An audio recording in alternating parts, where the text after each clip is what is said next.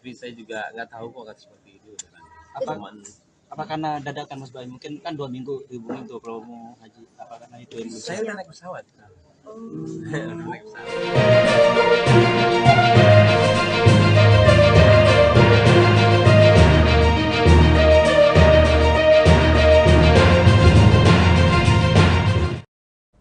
Selamat sore Tribuners, jumpa lagi bersama dengan saya Gustul Asyaifah dalam tayangan berita selebritis di Tribun Lampung. Kami akan menyajikan informasi menarik dan terupdate seputar selebritis tanah air untuk Anda. Dan inilah berita selebritis selengkapnya. Berita pertama datang dari Baim Wong yang gagal berangkat haji, diklaim ada masalah dengan travel. Baim Wong rencananya akan berangkat ke Tanah Suci hari ini untuk menjalankan ibadah haji. Rencananya Baim Wong tidak mengajak sang istri Paula Verhoeven serta 2 anaknya.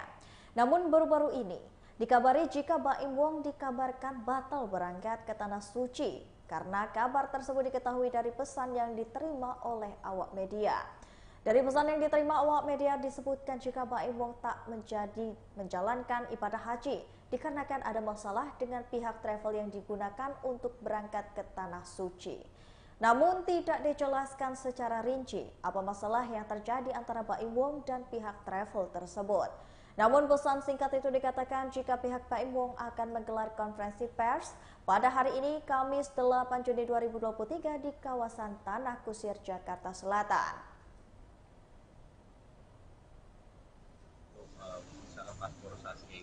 Maksimal berangkat harus tanggal berapa?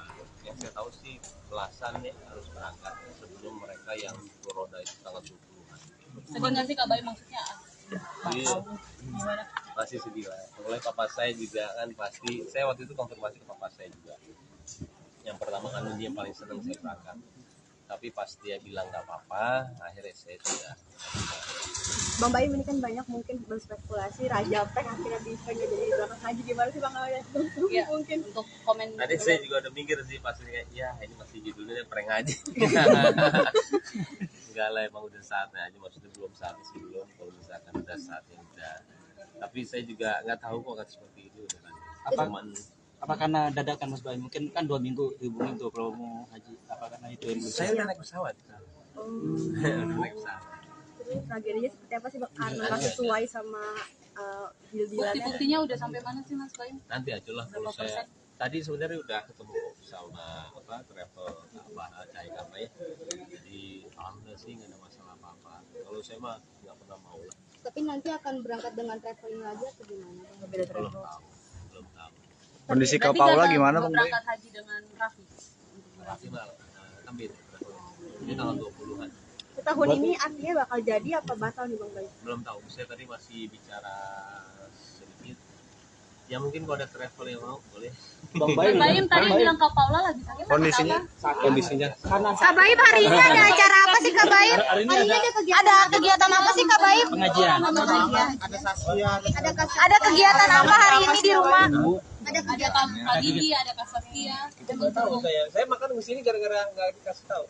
Saya tadi harusnya ada kerja, akhirnya tadi bilang ada gini sama cikgu.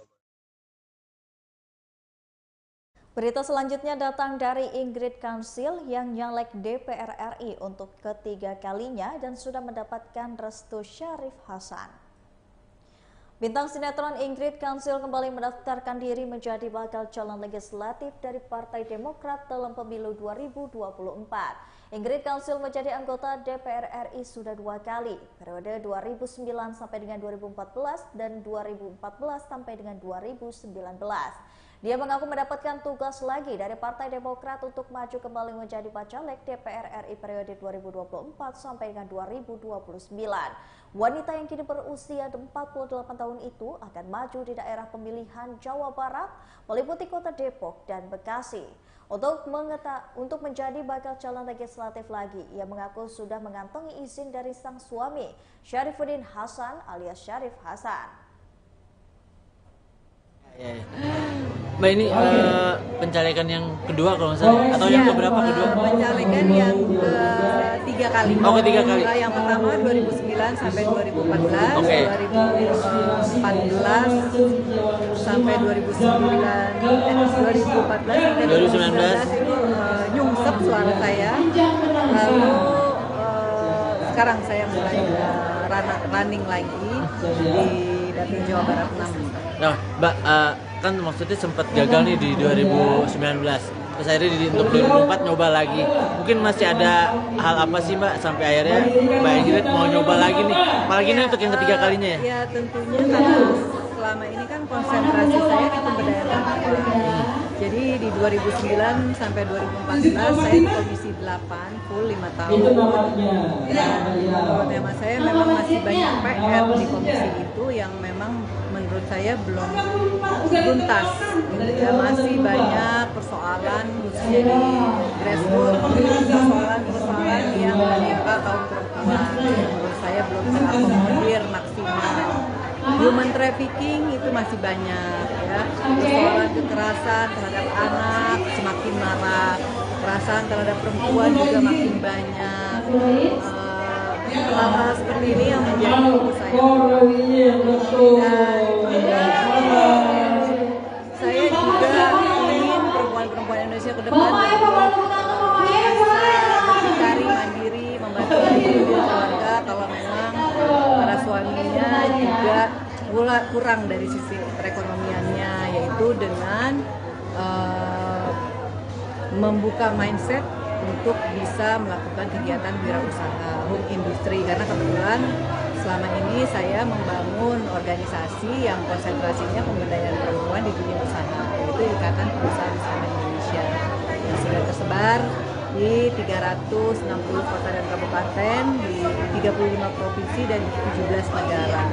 Di Saudi Arabia, di Malaysia, di Eropa itu sudah terbentuk secara struktur, sehingga organisasi ini hidup ya, maksudnya yang karena anggotanya adalah para pelaku usaha, jadi ya di lingkungan keanggotaan kita juga sudah ada sudah ada kegiatan usaha ya, belum keluar pun kita sudah melakukan kegiatan usaha. Contohnya misalnya di daerah Jepara membutuhkan beras yang bagus, beras pandan wangi, mintanya ke Cianjur, minta batik-batik yang bagus, mintanya ke daerah Jawa, daerah Solo dan lain sebagainya. Begitu juga dari luar negeri, ada yang kirim produk-produk seperti abon sapi dan yang lain yang dikirim ke Jepang. Jadi dengan adanya organisasi seperti IPMI ini paling tidak membantu teman-teman untuk bisa produk-produknya dipromosikan dan tentunya lebih produktif lagi gitu. Mbak, kegagalan 2019 nggak membuat kapok gitu Mbak? Sampai akhirnya 2024 yakin lagi buat maju gitu? Kalau menurut saya sih yang namanya kegagalan itu jangan terlalu jangan terlalu diekspos gitu ya. Yang penting kita melihat ke depan. Saya meyakini bahwa semua itu adalah jalan Allah. Gagal itu pasti ada sesuatu hikmahnya. Yang penting kita terus berikhtiar. Niatnya adalah lillahi ta'ala. Niatnya adalah kenapa saya ingin maju, tentunya untuk bisa memberikan kemaslahatan untuk orang banyak. Penting niat saya. Oke Mbak Ingrid dari Berita selanjutnya ada konferensi pers dari para pemain Kutukan 9 Setan. Film Kutukan 9 Setan karya sutradara Ari Aziz akan tayang di bioskop tanah air pada 8 Juni 2023. Film ini diproduksi oleh Pim Picture bekerjasama dengan Dynamic Pictures. Adapun dalam proses pembuatan film ini sempat mengalami penundaan karena terbentur pandemi COVID-19 pada 2020. Mengusung genre horor, sutradara Ari Aziz memastikan menyuguhkan cinta hingga persahabatan dalam film ini. Aja ya, walaupun akhirnya sudah dicairkan sama Joshua. Iya, karena maksud aku untuk balik lagi ke umur 20-an buat aku nggak masalah sih, tapi kan untuk menyesuaikan dengan teman-teman yang lain supaya teman-teman di sini nyaman, gitu juga dengan produser dan sutradara nyaman apa segala macam. Dan aku cukup ingat Bu Ari bilang, lu ngerasa kumis lu kayak gini lebih ganteng atau lu cukur gitu. Kalau lu pakai kumis, lu kayak bawa-bawa sendiri, Pak. Akhirnya dicukur. Akhirnya cukur tipis. Oke, walaupun sebenarnya tadi ada beberapa adegan ada kumisnya ya. Oh, mungkin lu pada dicukur. Oh, bukan dicukur. Tapi bener nggak sih apa aku lihat sendiri? Nggak tahu deh. Yang ngaca di rumah penjaga villa, bener nggak? Oh, itu mungkin shootnya ke pending lama, jadi bukan cukuran. Oh, udah cukuran? Sepatu biru. Oh, bukan cukuran. Oke. Karena jalan-jalan cukup panjang, kan berapa 6 bulan ya? Iya itu kan jenggot sama kumisnya udah tumbuh lagi ya Mas ya. Iya. Oke, tepuk tangan dulu dong untuk Mas Mandi. Sekarang aku mau ke Ajil. Ajil. Apa kabarnya tuh ada Ajil lovers juga di sana? Apa sih nama fans clubnya kalau untuk Ajil? Best Friend Ajil. Oh, Best Friend Ajil. Coba senyumnya mana? Nih hening tuh. Oke. Kita ngobrol dulu sama Ajil. Ajil ini berperan sebagai siapa? Karakternya sebagai apa? Kan kalau dilihat tadi dari filmnya sebagai penengah gitu ya, yang nggak takut gitu kan. Boleh diceritain? Ya, halo semuanya. Sebelumnya makasih teman-teman semuanya udah datang sini, udah ngeluangin waktunya. Para teman-teman media juga makasih banyak. Para perwakilan fanbase semuanya terima kasih udah datang. Di sini aku berperan sebagai Devon. Devon tuh karakternya mungkin bisa dibilang sebagai penengah, tapi dibilang paling berani sih kayaknya enggak juga. Enggak juga sih, ada soalnya statement takut. Iya. Ada takut juga, kayaknya lebih berani Bang Fandi karakternya, lebih berani Ferdi gitu perannya. Oke, lebih berani. Tapi ada kalimat yang kayak, udahlah, gak usah takut, di rumah orang kan semua ada, pasti kan ada penunggunya gitu. Iya, ada ngomong itu. Ada. Oh, tapi udah lamanya syuting film ini ya? 3 tahun yang lalu. Oh iya benar. Jadi kita yang nonton yang hafal dialognya. Ya mungkin tapi memang bisa dibilang sebagai salah satu penengah atau mungkin juga bisa dibilang jadi yang ngontrol anak-anak bisa dibilang. Karena yang nyariin villa, terus yang menyediakan bla bla bla itu A sampai Z segala macam itu salah satunya yang paling banyak andilnya tuh Devon. Mungkin kalau kalian ngelihat adegan yang gue berantem sama Miko, Kak Jo, itu menunjukkan sebenarnya gue tuh kadang milih jadi gitu.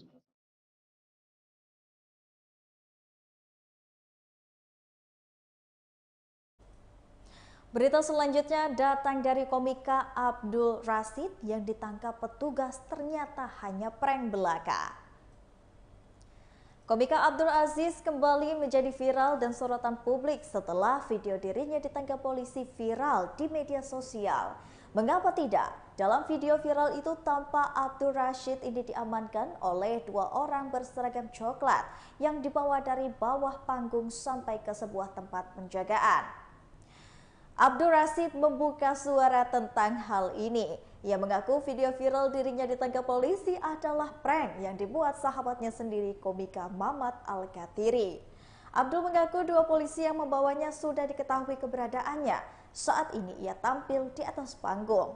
Abdul mulainya percaya jika ia ditangkap polisi sungguhan, tapi rasanya itu luntur saat Mamat semangat meminta 2 pria itu menangkapnya. Akan tetapi berkat tipu daya Mamat, Abdur harus memberitahu kepada keluarga besar bahwa video ia ditangkap polisi tidaklah benar. Gitu sih, kemudian digoreng-goreng sama dia di media, di sosmed, bekerja sama dengan Ari Kriting, akhirnya orang-orang pada kaget gitu saya. Tapi lu sempat kaget nggak? Lu sempat kaget nggak pas turun?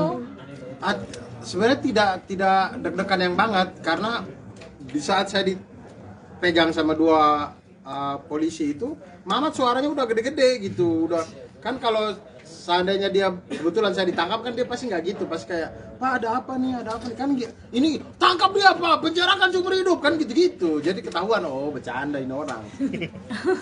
Ya itu jadi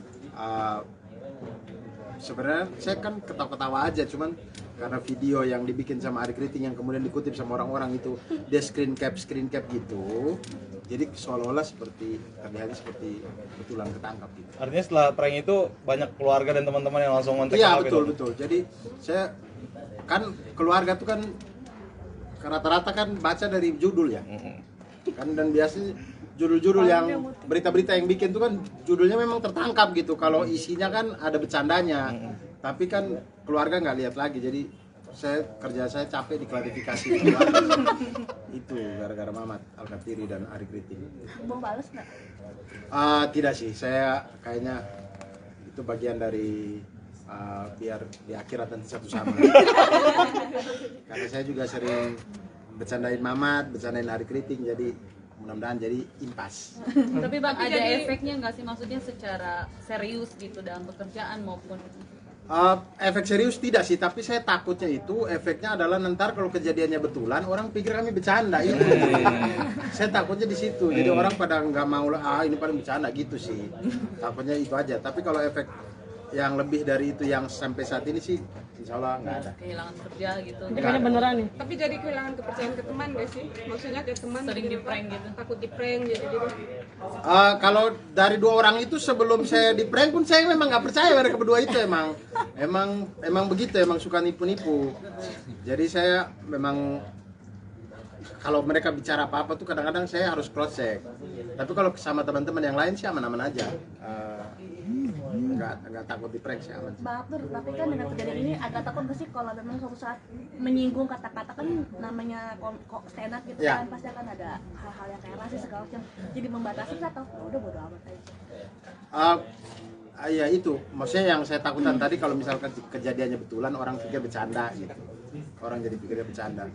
Tapi sebenarnya kalau dari stand up-nya sendiri itu dari awal sebenarnya memang kami dilatih untuk bagaimana membicarakan sesuatu tapi jangan to the point kalau itu terlalu berbahaya. Jadi kita main dengan analogi, personifikasi atau apapun itu, komparasi segala macam. Jadi untuk masalah delik, aduan atau apapun itu insya Allah bisa dihindari gitu di dalam segi materinya. Jadi memang sebelum si Mamat gitu-gitu sih kami dari menulis materi udah mikir cross check dengan diri sendiri maupun dengan teman yang lain untuk ini aman nggak?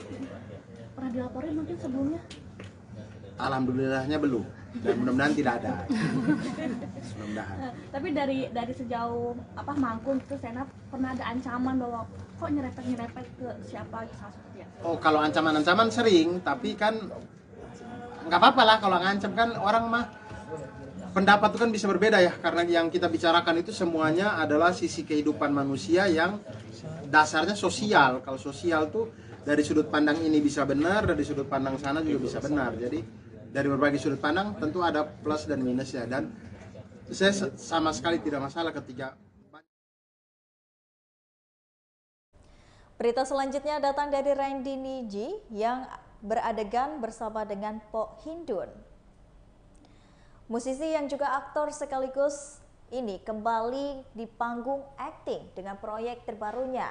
Namun kali ini ia tak akan beraksi di layar lebar, melainkan dalam sebuah serial berjudul Name for a Band yang diproduseri oleh Panji Pragiwaksono. Dalam serial ini, Randy Danista, nama lengkap dari Randy Niji, akan memerankan seorang pembantu di sebuah studio rekaman. Namun karakter yang dimainkan jauh dari biasanya karena ia akan menjadi seorang mantan narapidana yang terlibat dalam kasus pedofilia.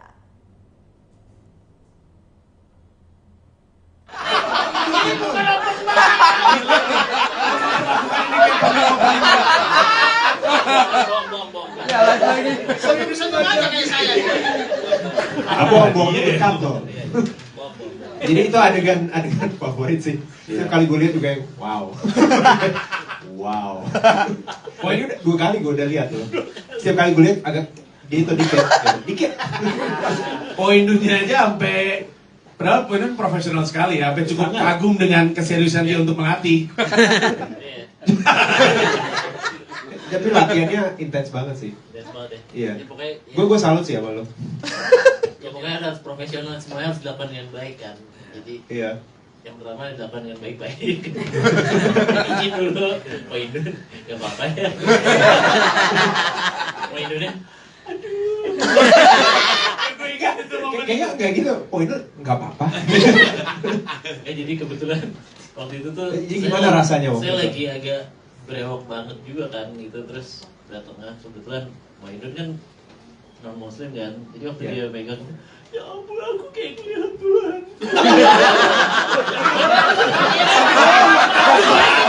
Aduh, ketahuan. Dikutip nanti lah. Ya Allah. Aduh, tolong dong, ini MC-nya saya yang kena juga nih. Maksudnya kan perawakannya gitu udah tengah lagi deh. Ya nggak usah dijelasin deh, tambah parah ntar. Tapi saya ngerti maksud Anda. Dan gue setuju sama lu. Ini live. Live semua. Di YouTube gue juga live. Jadi maaf ya, mau mulai diskusi. Buntutnya ke situ ya. Silakan yang lain, monggo. Tapi kalau ngomongin scene favorit, ya emang cuman Randy sama nenek gitu. Lanjut. Ya udah deh, langsung aja Patra. Ya. Gue ada foto Randy sama nenek itu.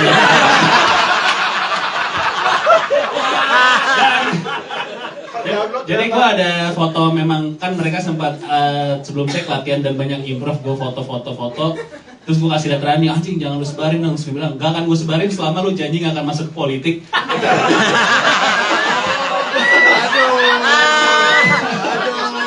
Kalau sampai akhirnya lu masuk politik, ini akan jadi black campaigner kan. Gue bilang, oke siap. Jadi gue simpen di handphone gue ya.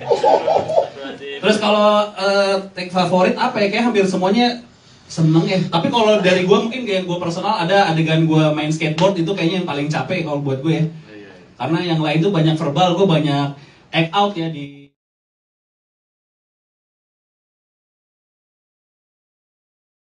Baiklah Tribuners, setelah tadi berita selebritis di Tribun Lampung bersama dengan saya Kusula Syaifah. Jangan lupa untuk terus saksikan video selengkapnya di YouTube Tribun Lampung News Video, Facebook Tribun Lampung, Instagram Tribun Lampung, dan juga TikTok Tribun Lampung untuk bisa mendapatkan informasi terupdate lainnya. Selamat sore dan sampai jumpa.